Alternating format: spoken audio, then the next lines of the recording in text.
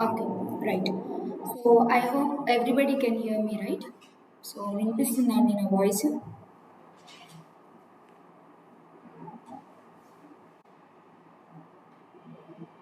Hello.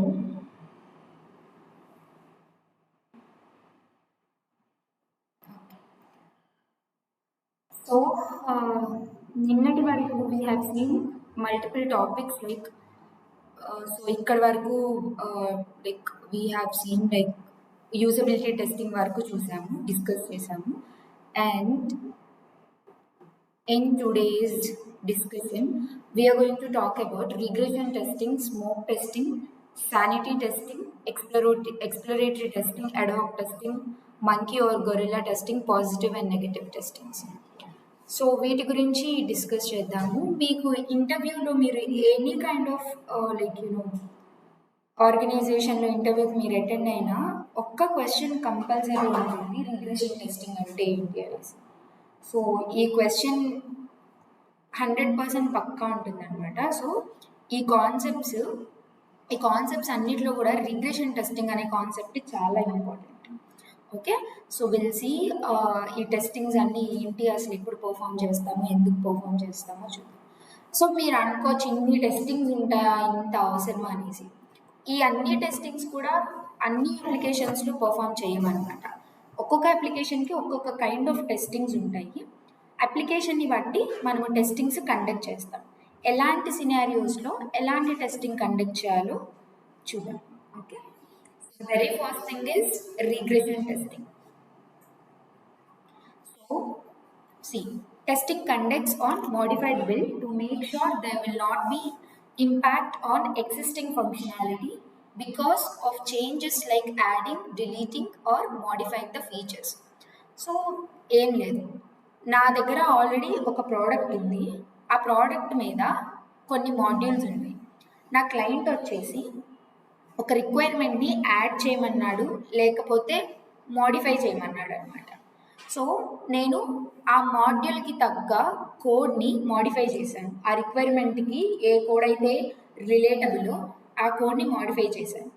Modify చేసినప్పుడు already existing functionalities, అంటే already ముందున్న ఫంక్షనాలిటీస్ ఉంటాయి కదా, ముందు ఉన్న అప్లికేషన్ అంతా సరిగ్గా ఆల్రెడీ వర్క్ అవుతుందన్నమాట.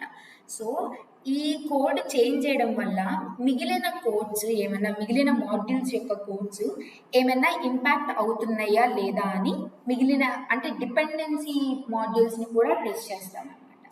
Okay, so testing conducts on modified build to make sure there will not be impact on existing functionality. అంటే ఇప్పుడు నాకు లాగిన్ స్క్రీన్ ఉంది, అండ్ దెన్ కార్డ్స్కి ప్రోడక్ట్ యాడ్ చేయడం అనే స్క్రీన్ ఉంది, అండ్ దెన్ బిల్లింగ్, ఈ 3 స్క్రీన్స్ ఉన్నాయి.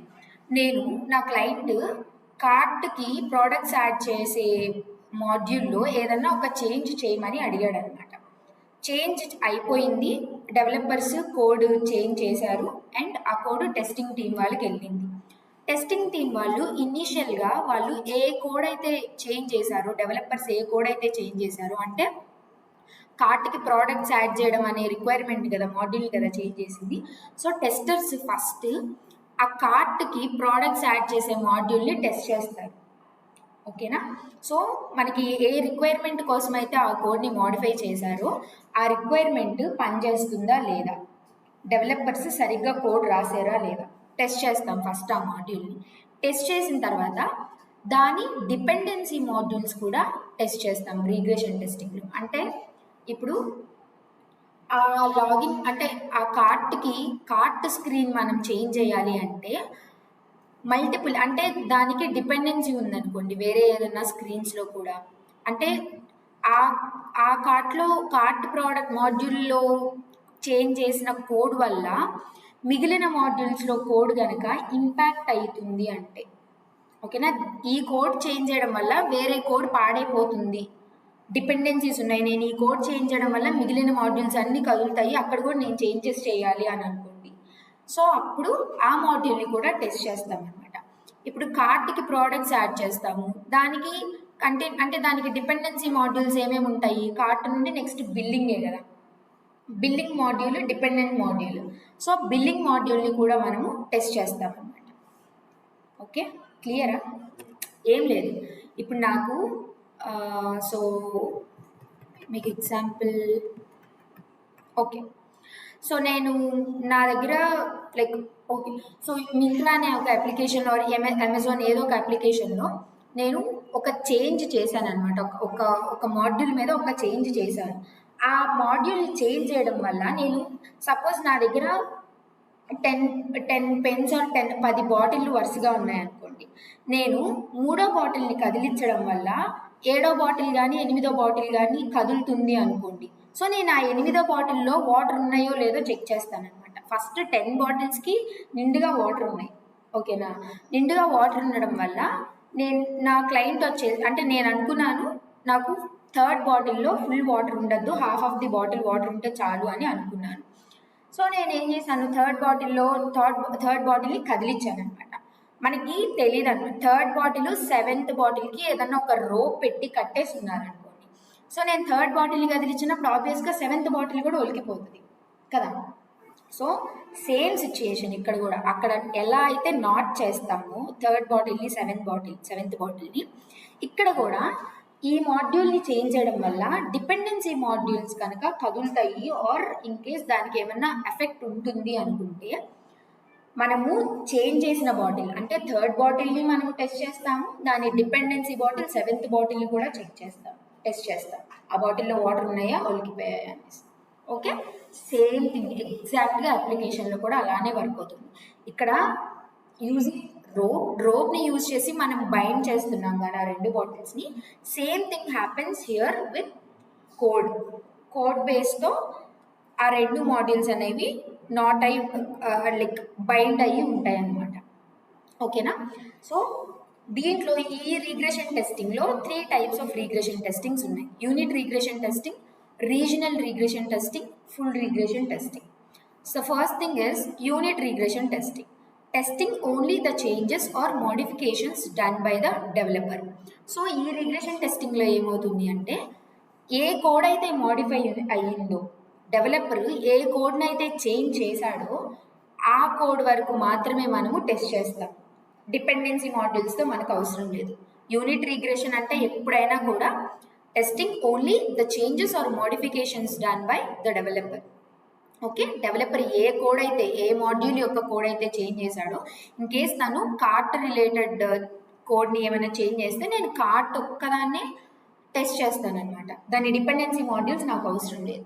And then coming to the regional regression testing the modified module along with the impacted modules. So మనం ఫస్ట్ ఏం మాట్లాడుకున్నాము, మోడిఫై చేసిన మాడ్యూల్ అండ్ ఇంపాక్ట్ అయిన మాడ్యూల్స్ రెండు టెస్ట్ చేస్తాం రీజనల్ రిగ్రెషన్ టెస్టింగ్లో. And third one is so ఈ regional regression టెస్టింగ్లో ఏంటి అంటే మనకి ఎలా తెలుస్తుంది ఏ మాడ్యూల్ అనేది ఇంపాక్ట్ అవుతుంది ఏంటి అని మనకు తెలియదు కదా, మనం కాదు కదా కోడ్ రాసింది. సో ఏ మాడ్యూల్ని కదిలిస్తే ఏ మాడ్యూల్ ఇంపాక్ట్ అవుతుందో మనకు తెలియదు. సో ఇలాంటివి తెలుసుకోవడానికి ఇంపాక్ట్ అనాలిసిస్ అనే ఒక మీటింగ్ జరుగుతుందన్నమాట. ఈ మీటింగ్లో డెవలపర్స్కి, టెస్ట్ లీడ్కి, క్యూఏకి డిస్కషన్ అవుతుంది. సో డెవలపర్స్ మనము డిస్కస్ చేసుకుంటాం ఈ మాడ్యూల్కి డిపెండెన్సీస్ ఇన్ని మాడ్యూల్స్ ఉన్నాయి, సో ఈ మాడ్యూల్లో చేంజ్ చేస్తే మిగిలిన మాడ్యూల్స్ కూడా మీరు టెస్ట్ చేయాల్సి వస్తుంది అని చెప్పేసి మాట్లాడుకుంటాం అనమాట. డిస్కషన్ అవుతుంది. సో ఆ టెస్ట్ లీడ్ ఇంకా తర్వాత టెస్టర్స్ వాళ్ళందరికీ చెప్తాడు ఏమేమి టెస్ట్ చేయాలి ఏంటి అనేసి. ఓకే. సో ఇంటర్వ్యూలో మిమ్మల్ని అడుగుతారు ఎలా తెలుస్తుంది మీకు డిపెండెన్సీ మాడ్యూల్స్ని టెస్ట్ చేయాలి అనేసి.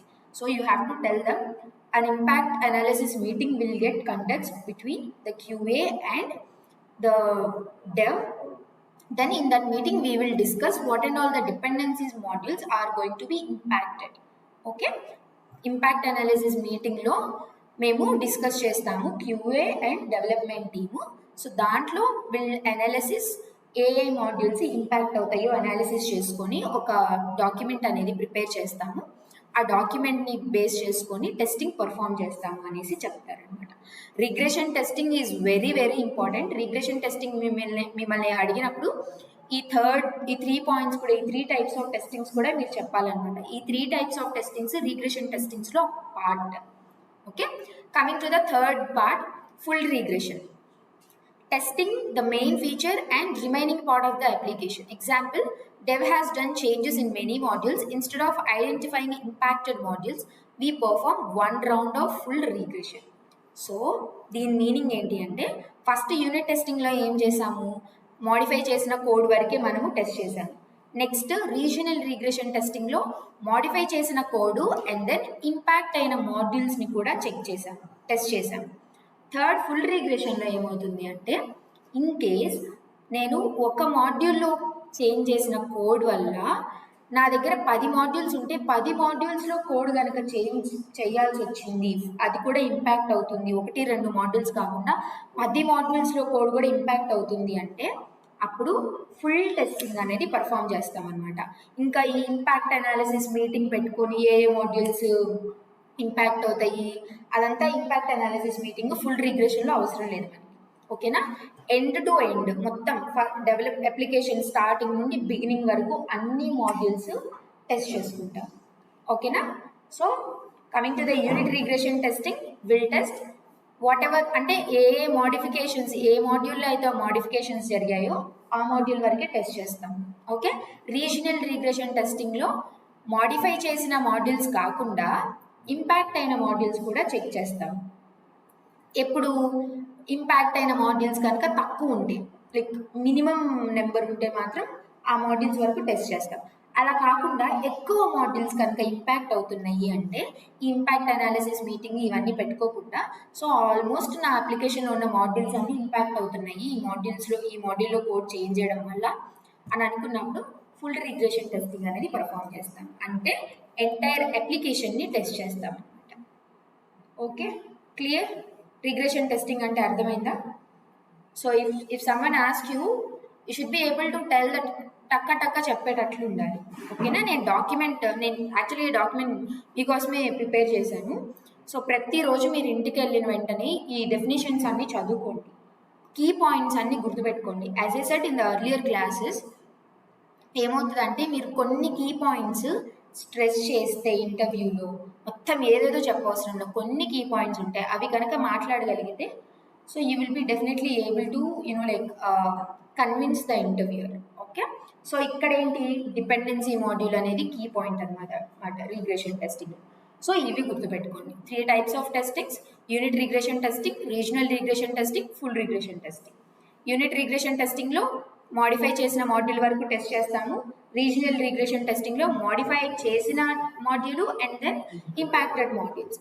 ఫుల్ రిగ్రెషన్ టెస్టింగ్లో ఎక్కువ మాడ్యూల్స్లో కనుక చేంజెస్ జరుగుంటే మొత్తం ఫుల్ టెస్టింగ్ పర్ఫామ్ చేస్తాం అనమాట, end to end testing. Clear? Regression testing అంటే క్లియర్ అయిపోయింది ఇక్కడ వరకు? Okay, fine. So the next topic is retesting.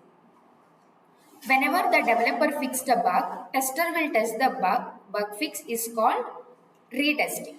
So ఏం లేదు, సో నేను ఒక అప్లికేషన్ని టెస్ట్ చేస్తున్నప్పుడు నాకు ఒక బగ్ ఏదో వచ్చిందనమాట, నా అప్లికేషన్ రిక్వైర్మెంట్స్కి తగ్గట్లు పనిచేయట్లేదు. సో నేను ఆ బగ్ని అంటే ఆ డిఫెక్ట్ని నేను ఒక టూల్ ఉంటుంది అనమాట, జీరా అనేసి, నేను చెప్తాను అది ఎలా ఉంటుంది ఏంటి అనేసి. అంటే ఆల్మోస్ట్ అన్ని ఆర్గనైజేషన్స్లో జీరా అనే ఒక టూల్ యూజ్ చేస్తారు డిఫెక్ట్స్ రేజ్ చేయడానికి అనమాట. సో ఏదైనా డిఫెక్ట్ వస్తే ఆ టూల్లోకి వెళ్ళిపోయి న్యూ డిఫెక్ట్ అని క్లిక్ చేస్తే మనకి డిఫెక్ట్ ఏదైతే రిక్వైర్మెంట్కి తగ్గట్లుగా లేదో సో దాని పేరు ఇచ్చేసేసి అక్కడ రేజ్ చేస్తాం. రేజ్ చేసినప్పుడు దానికి కన్సర్న్ డెవలప్మెంట్ టీమ్కి వెళ్తుంది అనమాట. డెవలపర్స్ చెక్ చేసుకుంటూ ఉంటారు రోజు ఏమైనా డిఫెక్ట్స్ ఉన్నాయా లేదా అనేసి. ఓకే, సో అలాగా డెవలపర్ అంటే మనకి ఏదైనా డిఫెక్ట్ కనుక ఉంది అనుకుంటే డెవలపర్కి మనము కోడ్ని బ్యాక్ పంపిస్తామన్నమాట. పంపించినప్పుడు డెవలపర్ చెప్తాడు, ఓకే నేను ఈ బగ్ని మళ్ళీ ఫిక్స్ చేసేసాను అని చెప్పి మనకి పంపిస్తాడు. నెక్స్ట్ అంటే ఫస్ట్ నేను కోడ్ టెస్ట్ చేస్తున్నప్పుడు నా బిల్డ్ అంటే నా కోడ్ వర్షన్ 1.0 అనుకోండి. అంటే ఫస్ట్ నా ఫ్రెష్ కోడ్ 1.0 మెయిన్. అంటే మీరు ఇప్పుడు వాట్సాప్ మీరు యూజ్ చేస్తారు కదా, వాట్సాప్ యూజ్ చేసినప్పుడు అప్డేట్స్ ఉన్నాయి, అప్డేట్ చేసుకోండి. జస్ట్